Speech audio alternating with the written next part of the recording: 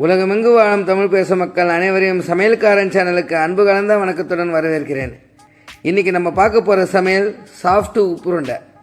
இந்த சாஃப்ட் உப்புருண்டை அந்த காலத்துலலாம் எல்லார் வீட்லையும் செஞ்சு சாப்பிடுவாங்க.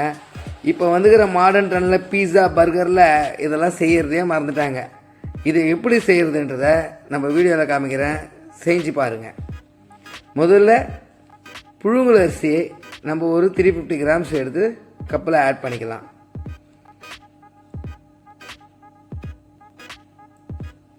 கடலைப்பருப்பு ஒரு 4 டேபிள் ஸ்பூன் எடுத்து சேர்த்துக்கலாங்க.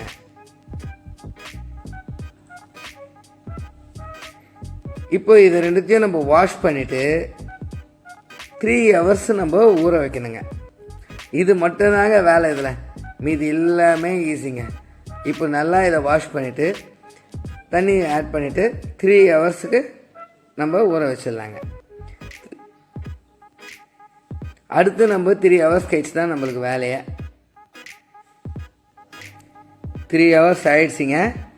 இப்போ நம்ம பார்க்கலாம், நல்லா ஊறி போச்சு.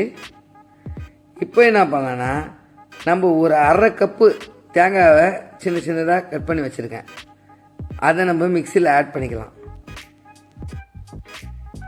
ஆட் பண்ணிவிட்டு நம்ம இதை ஃபஸ்ட்டு அரைச்சி எடுத்துக்கலாம். பாருங்கள், இந்த மாதிரி திப்பி அரைச்சி எடுத்துக்கினேன். இப்போது அதிலேருந்து பாதி அரிசியை எடுத்து இப்போ இதில் சேர்த்துக்கலாம். அரிசியும் கடலைப்பருப்பும் பாதியாக எடுத்து சேர்த்துக்கலாம். சேர்த்துக்கின்னு இதையும் நம்ம அரைச்சி எடுத்துக்கலாம். கொஞ்சமாக தண்ணி சேர்த்துக்கலாம், கட்டியாக இருக்குல்ல, கொஞ்சமாக தண்ணி சேர்த்துக்கின்னு இப்போ இதை இந்த மாதிரி ரவை பதத்தில் நம்ம அரைக்கணும். ரொம்ப நைஸாக அரைக்கக்கூடாதுங்க, ரவை பதத்தில் அரைக்கணும். ரொம்ப நைஸாக அரைச்சிங்கன்னா குழக்கட்டை மாதிரி ஆகிடும், ஒரு மாதிரி கட்டியாகிடும். ரவை பதத்தில் அரிசி எடுத்துக்கணும். இப்போ இதை ஒரு பவுலுக்கு மாற்றிட்டு மீதி இருக்கிற அரிசியை சேர்த்துக்கினேன். இப்போ உப்பு சேர்த்துக்கலாம். நம்ம தேவையான அளவு உப்பு சேர்த்து அதையும் இந்த மாதிரி ரவை பதத்தில் அரைச்சி ஆட் பண்ணிக்கலாம்.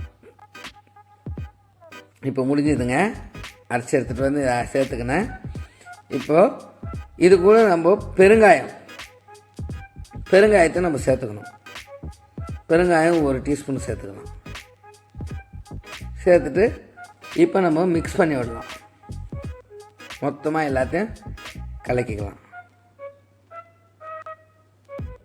அவ்வளோதாங்க, உப்புருண்டைக்கு மாவு தயார். இப்போ அடுத்து ஒரு பேன் வச்சுட்டு அதில் 50 கிராம்ஸ் ஆயில் சேர்த்துக்கலாம்.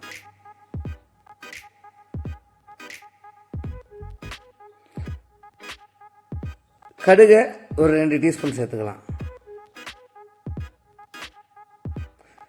கடுகு பொரிஞ்சதுமே பாருங்கள், கடுகு நல்லா பொரியுது. இப்போ நம்ம என்ன பண்ணோன்னா, அடுத்து காஞ்ச மிளகா சேர்த்துக்கணும். காஞ்ச மிளகா ஒரு 7 கிள்ளி வச்சுருக்கேன், அதை நம்ம இப்போ சேர்த்துக்கலாம். காஞ்ச மிளகா ரொம்ப வெந்துச்சுன்னா கருத்து போயிடும். அதுக்குள்ளே நம்ம என்ன பண்ணோம், கருவேப்பிலையை கிள்ளி போட்டுக்கணும். எல்லாமே மீடியம் ஃப்ளேமில் இருக்கணும். இதை கிண்டி விட்டுக்கலாம். இப்போ அடுத்து நம்ம அந்த அரைச்சி வச்சுருக்கோம் பார்த்தீங்களா மாவு, அந்த மாவு மாதிரி இருக்கிறது இதில் நம்ம சேர்த்துக்கணும். மொத்தமாக என்ன பண்ணணும், நம்ம கலக்கி விடணும். இப்போ இந்த ஈரப்பதத்தை நம்ம ட்ரை பண்ணுங்க. இப்போ ஹை ஃப்ளேம் வச்சுக்கின்னு இப்போ நம்ம என்ன பண்ணோம், இந்த ஈரம் சுண்டுற அளவுக்கு நம்ம கலக்கினே இருக்கணும். இந்த ஈரப்பதம் போயிட்டு ரவை உப்புமா ஸ்டேஜுக்கு வரணுங்க. அந்த மாதிரி நம்ம கிண்டிக்கினே இருக்கணும். அப்படியே விட்டிங்கன்னா அடியில் தீ பிடிச்சிக்கிச்சுன்னா அங்கங்கே கருப்பாகிடும்ல, அதனால் நம்ம கிண்டிக்கினே இருக்கணும். கோவா அடிக்கிற மாதிரி அடிக்கணும். அடிச்சுக்கினே இருந்தோம்னா அப்படியே சுண்டி உங்களுக்கு ரவை மாவு பதத்துக்கு வரணும். இந்த உப்புருண்டை ஒரு நல்ல டேஸ்டியான ஃபுட்டு. மாதத்துக்கு ஒரு முறையாவது இதை வீட்டில் செஞ்சு சாப்பிட்ணுங்க. இதுக்கு மிளகா பொடி ரொம்ப சூப்பராக இருக்கும். நல்லெண்ணெய் மிளகா பொடியை வச்சுட்டு சாப்பிட்டோம்னா அதுதான் நான் இப்போ வச்சுட்டு சாப்பிட போகிறேன். செஞ்சு முடிச்ச பிறகு இந்த பதம் வர்றப்போ நம்ம ஸ்டவ் ஆஃப் பண்ணிடுங்க.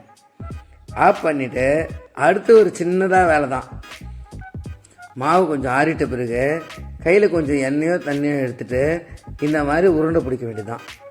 இது உருண்டையாக பிடிக்கிறதுனால தான் இதுக்கு பேர் உப்பு உருண்டை. கொஞ்சம் உப்பு கொஞ்சம் அதிகமாகலாம் இருக்காதுங்க, இதுக்கு பேர் உப்பு உருண்டைன்னு வச்சுக்கிறாங்க. இந்த மாதிரி மொத்தமாக நம்ம பிடிச்சிடலாங்க.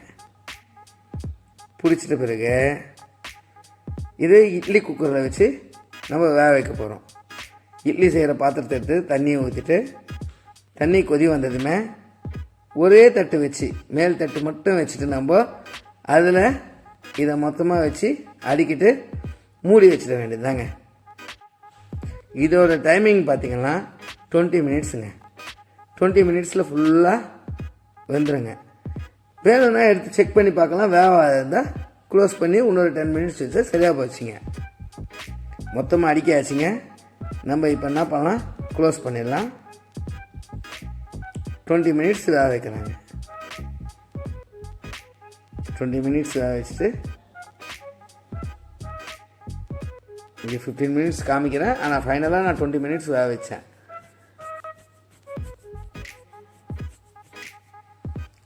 அவ்வளோதாங்க, 20 மினிட்ஸ் ஆகிடுச்சு. இப்போ நம்ம ஓப்பன் பண்ணி பார்க்கலாம். ஆவி பறக்குதுங்க உப்புருண்டை. இந்த உப்புருண்டையை எடுத்து இப்போ மிளகா பொடி வச்சு சாப்பிட்ணும் போல் தோணுது பாருங்கள். சும்மா அழகாக வந்துட்டு இருக்குது. அடுத்து நம்ம பிளேட்டில் வச்சு சாப்பிட வேண்டியது தாங்க. ஒரு 6 உப்புருண்டை எடுத்துக்கலாங்க. நம்ம மிளகா பொடியும் கலக்கிக்கலாம் நம்ம சாப்பிட்றதுக்கு. மிளகா பொடிக்கு நல்லெண்ணெய் சேர்த்துக்கலாங்க, பர்ஃபெக்ட்டு சூட்டபிள் அது.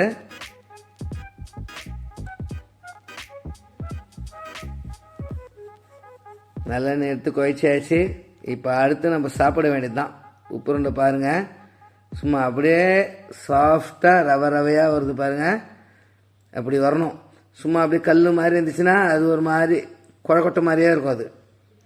அது பேர் வெள்ளை குழக்கட்டை, கார குழக்கட்டை. ஆனால் இதுக்கு பேர் உப்புருண்டை. அதையும் நம்ம சேனலில் செய்யலாங்க, கார குழக்கட்டை கூட எப்படி செய்கிறதுன்னு பாருங்கள். சாப்பிட்டு பார்த்துட்டு சொல்கிறேன். சூப்பரான ஒரு ஃபென்டாஸ்டிக்கான ஐட்டம் பா, அசத்தலான ஒரு ஐட்டங்க. உங்கள் வீட்லேயும் எல்லாம் செஞ்சு சாப்பிட்டு பாருங்கள், கமெண்ட்ஸில் சொல்லுங்கள். நன்றி கலந்த வணக்கத்துடன் உங்கள் சமையல்காரன். ஒரு உப்புருண்டி அப்படியே முழுசாக சாப்பிட்லாம் போல் தோணுது, இருந்தாலும் நான் கடிச்சே சாப்பிட்றேங்க. சூப்பராக இருக்குது.